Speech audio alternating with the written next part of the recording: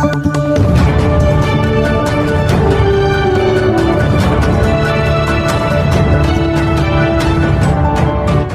મિત્રો, આપ જોઈ રહ્યા છો એનએન ન્યૂઝ. હું છું એન્કર અર્પિતા પટેલ. હવે જોઈએ અગત્યના સમાચાર. વડોદરા શહેરના માંડવી વિસ્તારમાં જમુનાબાઈ હોસ્પિટલ સામે ભેંસવાડા ફળિયામાં 7 દિવસથી ગટર ડ્રેનેજ ઉભરાતા રહેવાસીઓ દ્વારા વારંવાર કમ્પ્લેન કરતા કોઈ નિકાલ આવતો નથી. હાલ વેકેશન ચાલુ રહ્યું છે, તેવામાં નાના ભૂલકાઓ છોકરા છોકરીઓ બીમાર પડે તેની જિમ્મેદારી કોણ લેશે? Reporter Faisal Khan, NN news, Vadodara.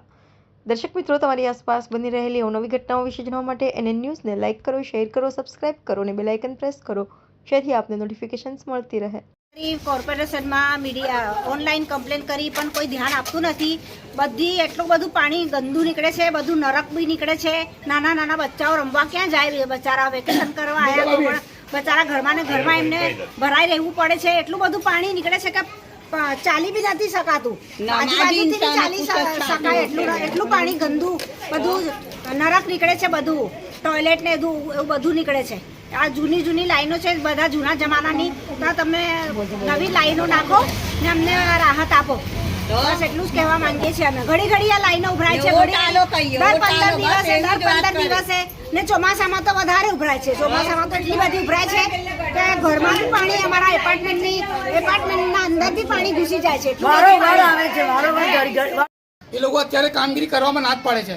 બોલે ગાડી બગડી ગઈ છે, ગાડીમાં ડીઝલ નહીં ના, આવી રીતે એ લોકો જણાવે છે અમને વારંવાર.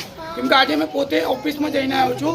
બોલે અત્યારે ગાડી અમારી પાસે નથી ને અત્યારે કોઈ કામગીરી કરવાનું. ઘરમાં પાણી ઘૂસે છે ને, જો ખાલી કરીને જતા રહ્યા એ લોકો. એટલે કે તકલીફ એટલી છે, 4 અધિકારી ના જ પાડે છે, જેમના નામ લખેલા જ છે.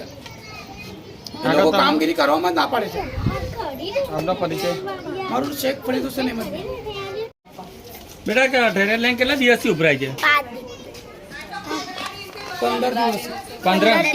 15 દિવસથી ઉભરાય છે. આ તમે વેકેશનમાં રમવા આવ્યા છો તો તમે રમવા કઈ જાઓ છો?